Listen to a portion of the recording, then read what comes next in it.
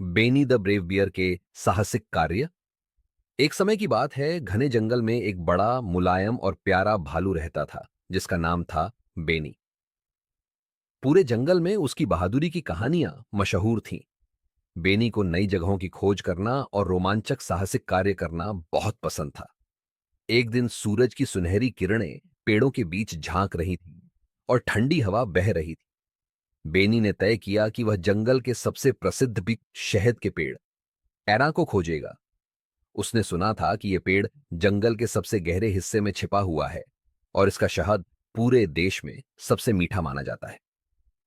बेनी ने अपनी यात्रा की तैयारी शुरू कर दी। उसने अपने बैग में नाश्ता, अपना पसंदीदा नक्शा और मैं एक प्राथमिक चिकित्सा किट सिर्फ एहतियात के लिए रखी।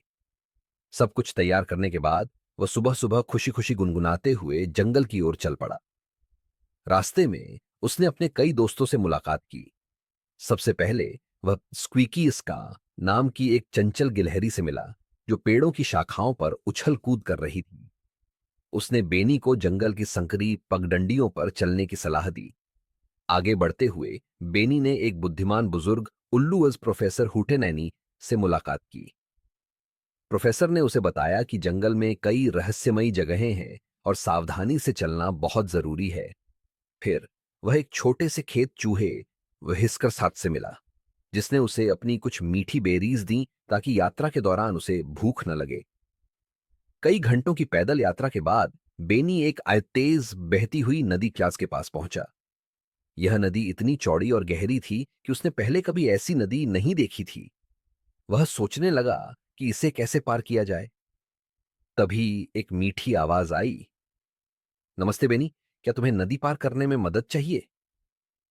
बेनी ने ऊपर देखा तो उसने एक सुंदर सफेद हंस देखा जिसका नाम ग्लाइडर था।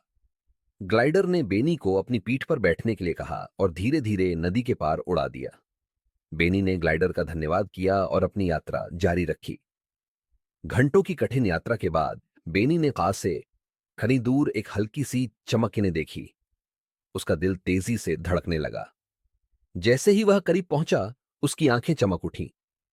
यह वही शहद का पेड़ था।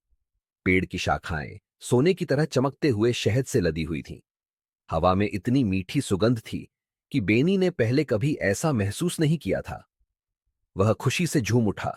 उसने अपने बैग को मीठे स्वादिष्ट शहद से भर लिया।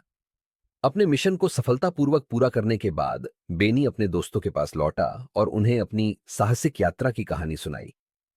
सबने उसकी बहादुरी की प्रशंसा की और जंगल में उसे सबसे महान शहद शिकारी का नाम दिया। उस रात जब बेनी तारों से भरे आकाश को देख रहा था, उसने अपनी अद्भुत यात्रा और रास्ते में बने नए दोस्तों को याद किया। उसके चेहरे पर एक मीठी मुस्कान थी और वह जल्द ही नई रोमांचक यात्राओं करके सपने देखने लगा। समाप्त।